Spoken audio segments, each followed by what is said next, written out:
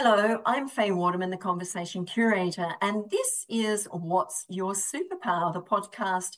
And my guest today is Pooja Kelkar. And Pooja is a director at TimeFix. She is also a habit change coach, a mum, and a wife, and so much more. But we'll get to know about what Pooja does. Welcome, Pooja, and thank you for your time. Thank you so much, Faye. I'm so glad to be on your podcast. I think this is the second time we're having a conversation, so it'll be fun. Yes, I think the last time was on my radio show, wasn't it? Yes, it was. Yes, a while back. Yeah. We'll talk more about that.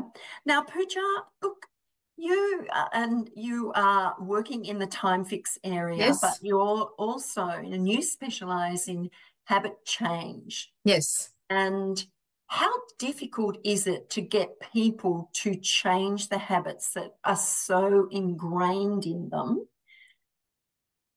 What is it? Explain a little bit of your background and then talk about what you actually do. Sure. To put it succinctly, I come from a corporate background. So I have worked in high compliance industries like banking and insurance. And my main roles within those were obviously in the customer service space, but also I would help my team members understand any changes that would come about or anything new that was introduced that needed training and coaching or support in general for the team members to adopt it within the workplace was something that indirectly was kind of handed over to me. So I would roll it out for the rest of the team and be there as a support to accept that change. Now, throughout that journey, I found that I was very good at picking up change and accepting it really quickly and rolling with it and implement it fairly quickly. But a lot of people around me, I found, always struggled or found it difficult to adopt anything new that came to them. And that got me thinking because I also have a little bit of a teaching background. I used to teach languages to people whose first language was not even English. So I have been in that situation where learning something new can be a big challenge. So that got me to thinking as to why. And when I started exploring that a little bit more, I came across the entire world of coaching. And throughout that coaching, understanding the world of coaching, um, I found a course that talked about habit change and what is involved around habit change. And what does it take for a person to either implement a new habit or change a habit that doesn't serve them anymore. And when I found that, it literally opened my eyes to the fact that it is very hard for someone to either accept something new or roll with it or to change what is already existing.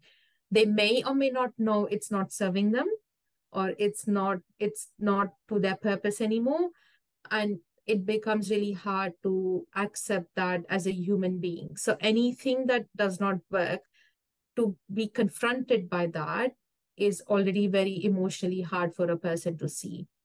And then to go and accept that and then to go and change it is a very long drawn out process, and it can be very tiring and stressful. So that's where it started becoming really a passion for me. It's interesting, isn't it? Because you said a lot of things there, and I could see a lot of superpowers in there where you Yeah. recognize things about other people that you can help them and Yeah. support them with, and give them the confidence to be able to have the ability to make the changes that they need to make. Yeah. But also, you you work with people, and I find it really interesting because we as humans develop habits that we don't realize that we're doing until Exactly. someone else makes us aware of it. And then we take the process or start the process of making the changes, which you support them with. But that can, as you said, can be a long road. It can be a Yes. difficult road. It can be one that you think, well, why should I change that habit? I'm doing okay with it as it is. But how That's right. much better would it be if I changed it to something else? Exactly. So, if you notice in my languaging, I don't say a bad habit or a good habit. I absolutely do not like to say that because I feel that the words good and bad are social constructs. It's something that somebody else tells us that this is good for you and that is bad for you. And we kind of want to roll with other people's definition of what is good and bad. So, I always like to say habits that serve me and habits that don't serve me. And over a period of time, as we evolve as humans, or as we grow as humans, or as we go through different life cycles or circumstances, there are always going to be habits that continue to serve you and habits that don't serve you anymore. Um, they could have served you in the past, but there comes a point where they don't serve you anymore, either for health reasons or it's not serving where you are heading in life, or it's not serving your career or your mental health pathway, or whatever it is that you're trying to achieve in life. There could be habits that don't serve you anymore. And it's at that point where you have to recognize that maybe I have a couple habits or three habits or four habits, whatever it is, or things that I do that don't help me anymore to where I want to go. Now, the reason why we can't recognize these habits and we need somebody else to tell us or point out is because they are so automatic. Mm. They are so subconscious at a subconscious level. You do them without putting any thought to them. Mm. and then and then when something doesn't work out or something is not working out, or you have been doing the same thing over and over again subconsciously and things are not working out the way you wanted to work out, is when that introspection needs to start to happen. Is what am I doing that nothing seems to work? And that's where then the habits start to come to the surface, and that's when they come to conscious level. And that's when you need someone who can hold your hand into trying to put steps in place or become that accountability buddy that tells you, have you been doing what you said you're going to do? Have you kept that consistency alive? How long have you been doing it? What do you need to change? Let's introspect, let's retrospect. All of that has to happen before you can even start to see any glimpse of a change coming through. Mm. So it is a long drawn out process. It, and the first thing is to recognize it, but there can be lots of fear around making changes Yes, into something that's unknown, but you know is going to be better for you, because habits can be formed before we're even born in the womb. absolutely. And then we grow in the first 7 years, we develop habits, we develop things in that first 7 years, which we can take on into our adulthood and not even realize it until such time that there could be an incident, or, you could be in a course which you're running, Pooja, and they go, oh, I do that. And that is the first Absolutely. first thing. And their recognition is, but why do I do that? And then the questions can start coming as well. And what Yes. you do is define it, clarify it, and give them some clarity around how it came about Yeah, and how it can be changed. But absolutely. they're not overnight changes, are they? No, and there's the entire myth around habits take 21 days to form or change, is completely mythical, because it can take anything from 21 days to 256 days to implement a habit or change a habit, because it depends on the strength of that habit that you have. How long have you had that? How long have you been doing it? Uh, why have you been doing it? All of those things fall in place, why do you need to change it as well? Because there has to be a purpose to change something. You don't just go about waking up one day and say, I need to change that. But why? Why do you need to change that? You need to define all of these things in order for you to then start accepting that, okay, maybe it's time to take the first step. And also another thing that I find that people do is they take on too much change at one time, and then nothing changes because you want to change 10 things at a time and you want it done overnight. And well, human brain doesn't work that way. Human brain can take on only 3 changes at a time at the most. Even that is a big challenge. Yeah. And So we can tend to become overwhelmed if we try to change too much at once, can't yes, we? yes, it is overwhelming. And most people will be overwhelmed because not only are you trying to change or overhaul a lot of things, it has to also fit into your daily life. You still have to live. You still have to look after a family. You still have to go to work. You still have to feed your pets or walk them or whatever it is that you need to do to live a normal life. You still have to go about that motion.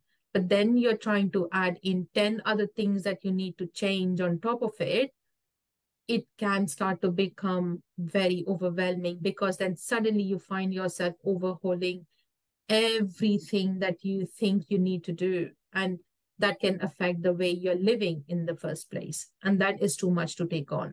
And it's about, looking at the whole thing and looking at the actual habit that they either want to change or they need to change to improve their life.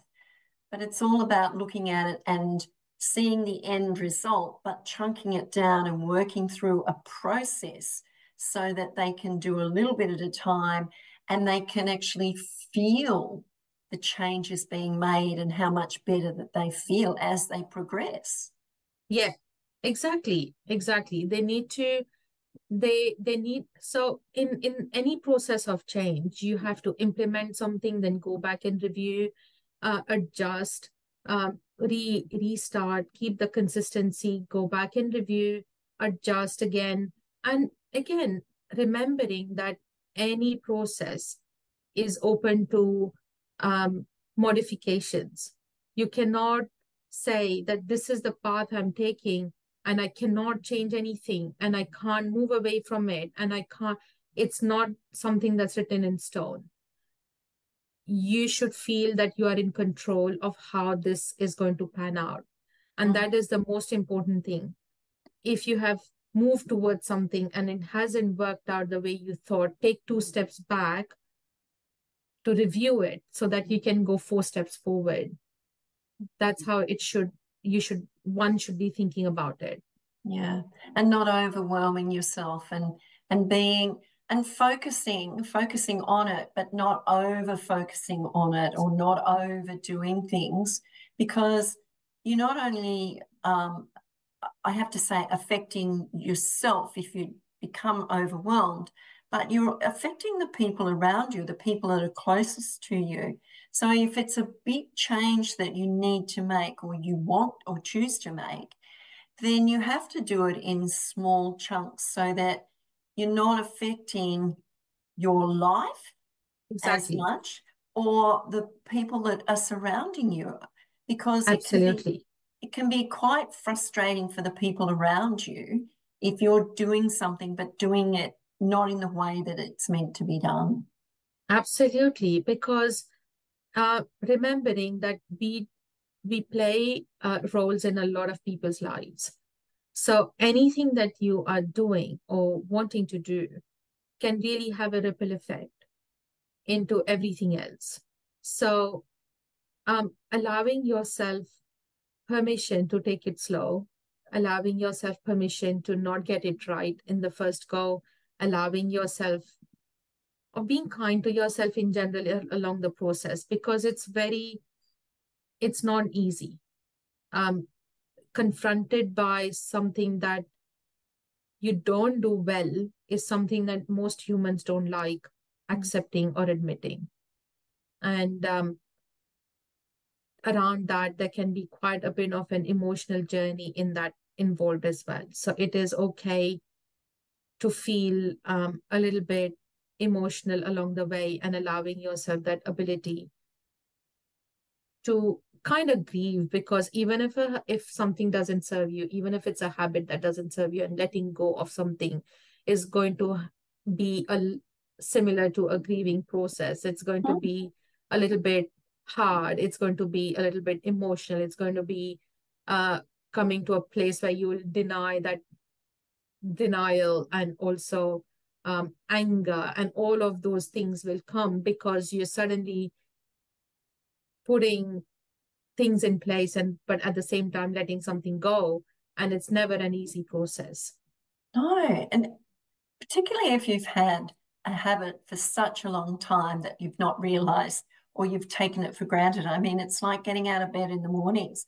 Which foot Yeah. do you put on the floor? Which leg do you use to put on your undies or your Yes, slippers, or which hand do you brush your teeth with? I mean, they're all habits, but we they don't are. think of them as habits, do we? No, we don't, because they are so automatic and they live at the subconscious level. So we, and that's the power of habits as well. At the same time, your brain needs them, because you cannot focus on something that is more important than just wearing your clothes um, throughout the day, because you make that many decisions a day. And if you were to make a decision about each and everything throughout the day, then you would feel tired. That's your brain's way of conserving energy. And that's why habits become important. And that's why people who are unwell or need help with the basic routine of life, or unable to perform them in a way that is easy, find themselves getting tired more, because they have to consciously put in effort in doing the basic motions that require them to go through the day. The brain is using all of that energy. So it does become tiring, and that's where habits become very important. It's interesting, isn't it? When you said that, you know, you can be, it can be very exhausting. It's like when you use your brain, you can become as tired as if you're doing physical activity. It's only a different form of Yes, energy being used, but it's all energy, and our brain can make us tired through all the thoughts and the processes and everything it's going through, exactly. as it can if you're doing a physical activity. Absolutely, it does. Now, I would encourage people to just try and see if the days that they use their brain power the most, say, for example, if they're studying something really heavy, or they've read a book that is very um, full of information, or they have taken on too much information throughout the day, you will feel physically tired, because you have used your brain power constantly to focus on something that you need to either learn or need to adapt as a skill or any of that. And you do feel like you want to go to bed in the end of the day. Mm. Mm. So, So can you give some examples of some habits that you've actually helped people change? Don't need to mention names or anything, but yeah. they've come to the awareness of the habit and how you've helped them change it. And what was their behavior like as those changes were being made? So, look, throughout in my current role as a director of the Time Fix, what we do is we work with businesses and their teams to become more productive. So most of my work revolves around sometimes individuals, but not so much. It revolves around team habits and how it affects them in the workplace. Throughout this work, we have realized that there are some common habits that people have around how they function. So one of the things that we have noticed is everybody has some habit of how they will take a break, or how they will defocus in their work or how they think about work in the first place. So thoughts can be habits too, and we don't realize that they are actually a way of your way of thinking is a habit. Um, so what we have realized throughout our journey is that when we point these things out to them, they don't even know that that's what they have been doing. So so from there, the change is going to be once you're aware, you can do something about it. So bringing something to awareness is the first step. The second step is to kind of create a sort of an intention around it. So say, for example, you would say, before I come to work, I'm going to go for a walk. So something to that effect, so that I can become a bit more focused throughout the work. Because sometimes some people, even though it'll be fresh in the morning, they cannot focus because they have had a rough night or they have not woken up on the right side of bed or whatever have you. You want to change that habit where you come to work and you're still not feeling up to it or anything like that. So you want to put in something before work. So you would say, before I come to work, I'm going to go for a walk, for example. I'm just saying something here as an example. And once you've done that, you have to make sure that you follow through consistently. All right. What that means is that you don't have to be hard around that either, because when I say consistently, it means 9 out of 10 times that activity has to happen. If it doesn't happen once, when it doesn't happen twice, that's fine, because life happens.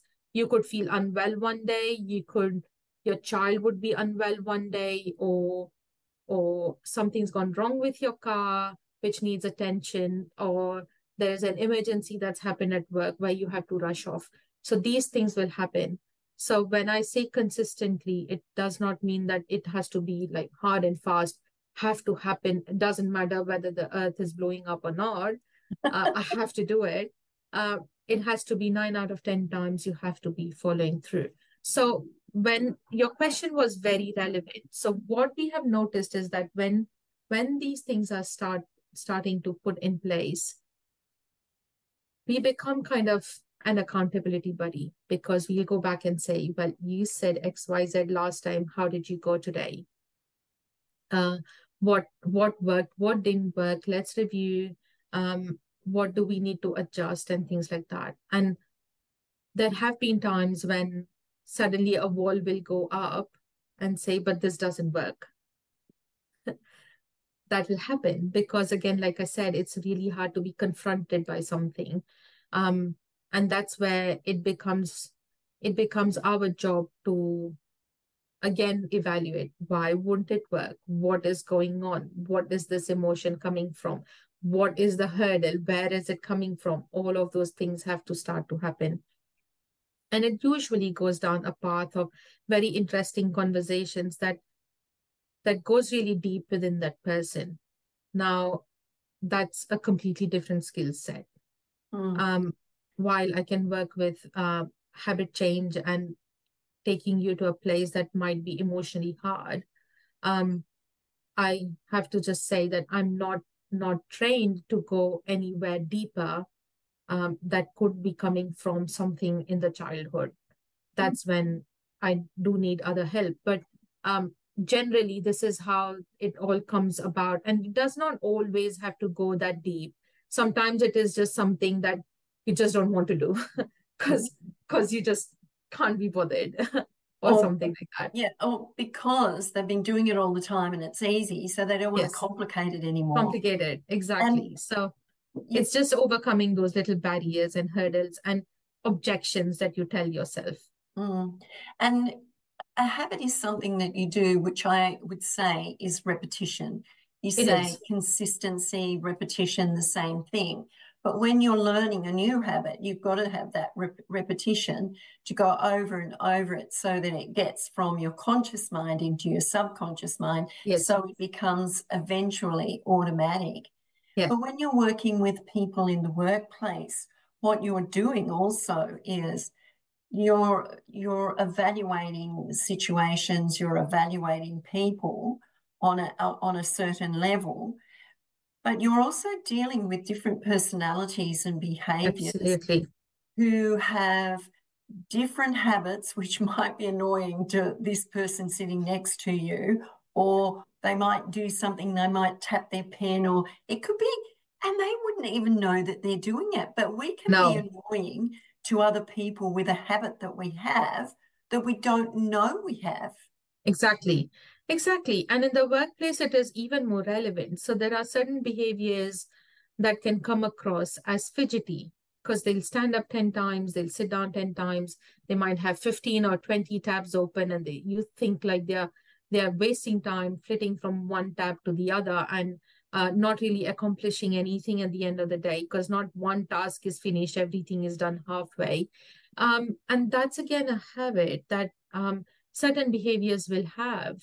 Now, recognizing those behaviors and why they do that is also equally important. Whereas there could be some behaviors in which they are so focused on the one task that there could be a pile of 10 tasks on their to-do list which have not even started yet because they are so focused on getting that one thing done so perfectly that they can't bring themselves to start onto something else that could be more pressing. So these are certain things that have to be recognized within the workplace. Now, people who are fidgety all the time, they do that because they are feeling the need for variety. They need variety in their life. They need to go and have that water cooler conversation with the others. They need to have those lunches with the team members. Whereas people who focus on that one task and getting that perfect don't need any of that. They just need to be left alone. They need to be allowed to finish what they're doing because once you take them out of their focus, costs them 26 minutes to come back into that focus. So recognizing all of this is very important so that you don't cramp each other's style. Why does it take, when you 26 minutes, once you get a distraction and it takes you approximately 26 minutes to get back into refocusing on what you're doing. I know when I do things or if I think, oh, I need to get up and move, I'll go and make myself a coffee or a cup of tea or something like that. And then I'll come and sit back down and I'll continue on.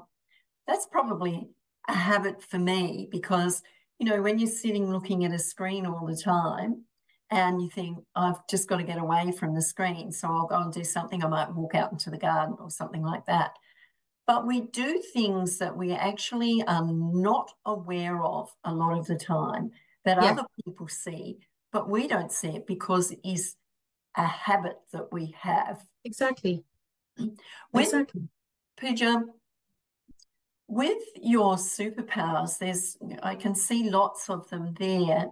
And I say one of them is recognizing people where they're at and Yeah. how they can change something to make Yeah. what they're doing easier for them. Because there could be some habits that they have that are making things hard for them and they're not realizing why they're so difficult. Yeah. But you come in and look from the outside in and you can see it immediately, something that because we do it all the time, we don't recognize it. But then you come in and you see it, and then you have that conversation with individuals or groups or teams, and they'll all start talking about, oh, yeah, such and such does this and such does that, but they don't see what they're doing until someone else says something about them. So Exactly. I would imagine the conversation would be rather interesting at times. It does. It does get very interesting and it does get um um well, I do have this ability to kind of say things in a way that is not confrontational. So it's not about finger pointing or Yeah. any of that. It's about suggesting them doing something differently so that it can help in the wider circle. And usually human beings are community-minded people. They generally, a human being does not like to be an inconvenience for another human being. If they are, then it's um it's not known to them. They don't really realize that that's what's happening. So when you put the different perspective on things and you say that maybe what you're doing is not helping the team, or it's not working out, or you say it in a way that is a little bit more constructive feedback, then most human beings are willing to take the effort of changing something. So it's how you say it is very important. And that's where the conversation starts to go down the very interesting path. And I would say that, when people start recognizing these things and those conversations, they can get a little bit heated, I suppose, at times, but you have the ability to keep the calmness within the conversation, within the room, so that people don't get out of sorts. Because I think once we're the word told comes up, but it's not even that. Once it is recognized within you that you can't, you've got this habit and it's not the way it could be done. It could be made easier so that, because in a team, you're a cog in a wheel and each person has something to do. So if that person has a habit of delaying what the next person and the next person and the next person need to do, it delays everything. And you would get them to recognize all these things. It's not just about the habits as such, it's about their abilities, it's about their awareness of how they affect the other people in the team and the productiveness of whatever they're doing. Absolutely. Absolutely. And once you start pointing these things out, then people start having these light bulb moments, and say, oh, that's why that person was not very happy when I tapped them on the shoulder. And that's why that person wasn't happy when I said, no, I don't want to go out for a coffee. Or that's why I think that person does not like too much of data entry, because it means they have to just sit in one place and keep doing the one task all the time. Or I didn't realize that that person does not want to be rude or abrupt. It's just the way they are. They're not trying to be rude, but they don't require details. And it starts to kind of, you can see in their eyes that those cogs have started to churn, and they have started to recognize each other's ways of being, or in each other's ways of doing things. And it's there's a new level of respect that comes out of all of these things, that starts making a team more cohesive and willingness to work together and things like that. Yeah. And so what would you say one of your real strengths, one of your real superpowers is?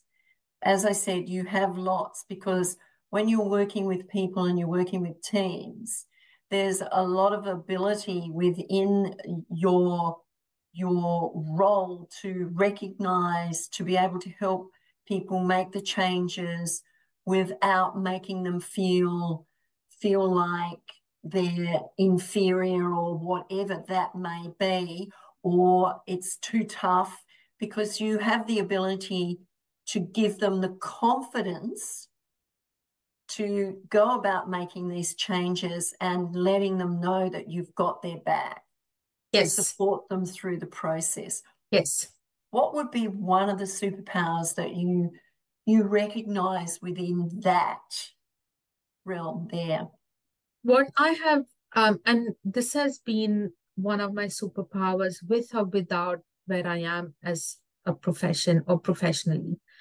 I have found strangers willing to confide in me. People I've never met in my life before, or have never talked to them before, are willing to tell me their life story for some reason. I along the way, along my life, I have collected a lot of life stories along the way. And I don't know what it is. I have had random people on trams and trains tell me about themselves. And I think that is one of the things that people somehow intuitively are confident that what they say to me is not going to be judged, or it's not going to be used as a gossip, or is not going to be spread, or it's not, for some reason, they feel like they can talk to me and they open up very easily. So I have a funny story around that. One time I was traveling in a tram and I had this lady sit next to me, and I was wearing my Indian dress at the time because it was a beautiful day.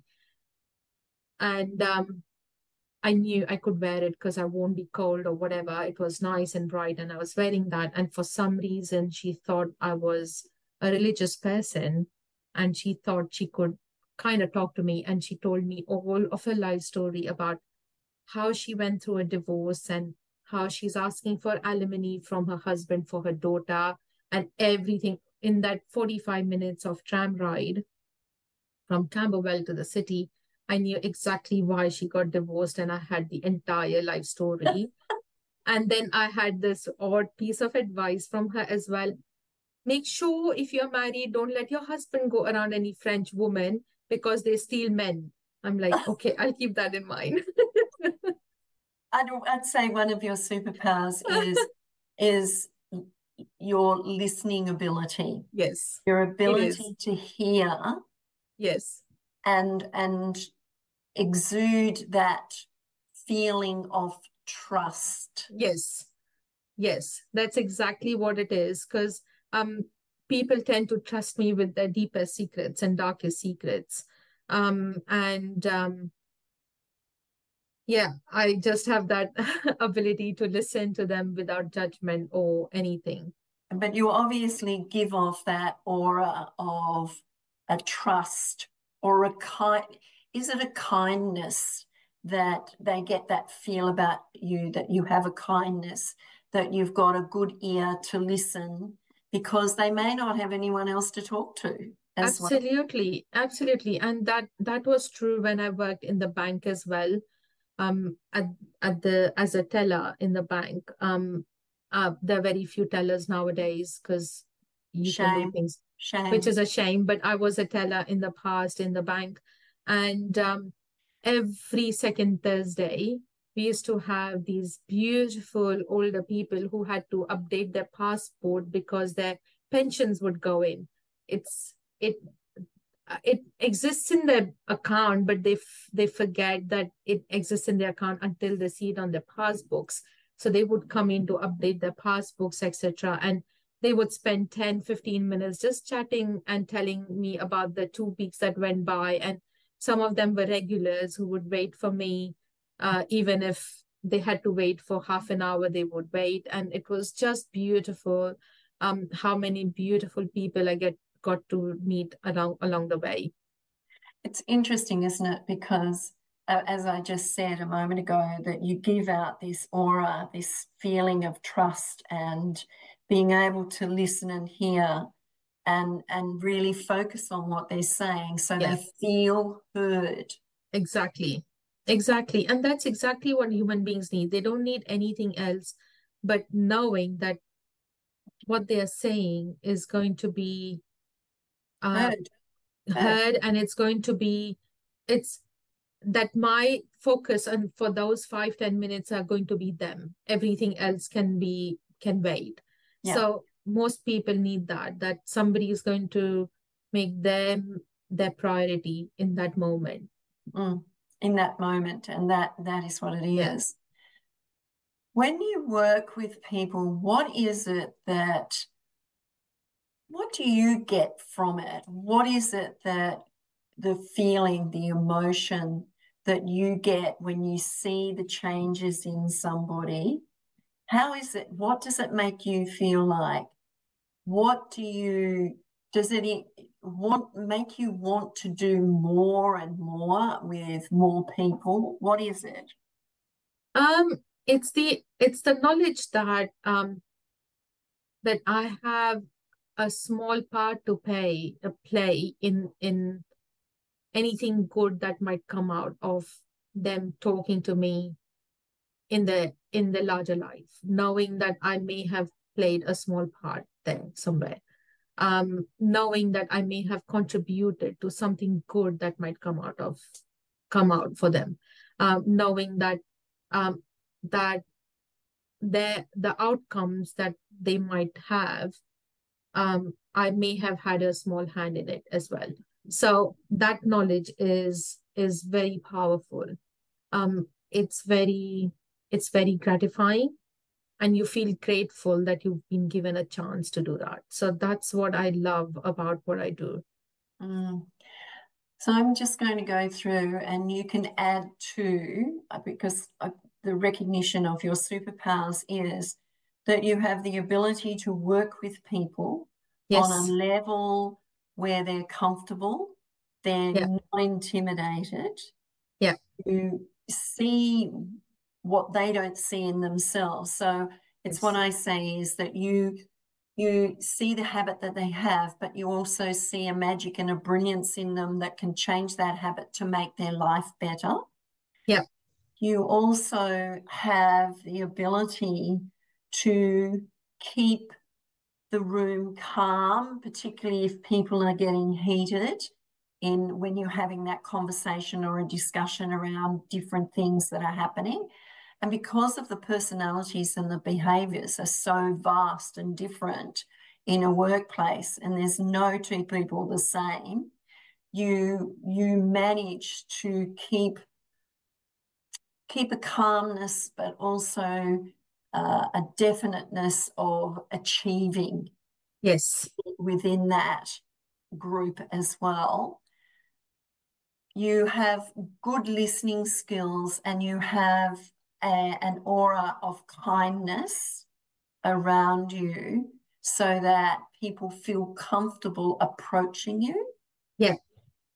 Am Yeah. I on the right track for this? Absolutely on the right track. And what I also think I am able to do is while I allow people to say what they need to say and express themselves or or talk about things, I always bring them back to what's important, because it's very most people love to live in the past.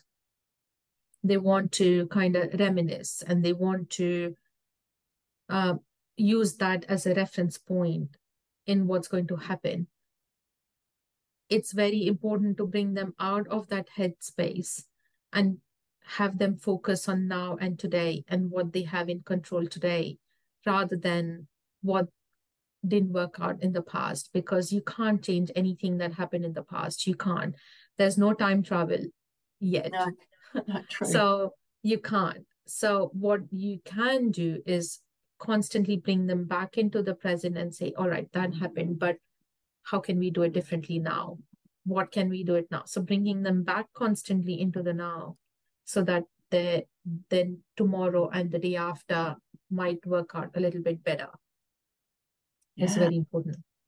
Yeah, it's amazing when you have a conversation with someone and you recognize the superpowers that they have, and even draw more out, because yeah, there's so much more to you, Pooja, than we've had this conversation. There is so much more to you. And I think there's another conversation to be had at Definitely. some, Definitely. some stage. But I thank you for today and sharing your wisdom, your skills, and your expertise with us. And hopefully the listeners enjoy listening to what you've been saying and finding out more about who you are and how you can actually help people who need or are looking for someone to help them. So thank you, Yes. Pooja.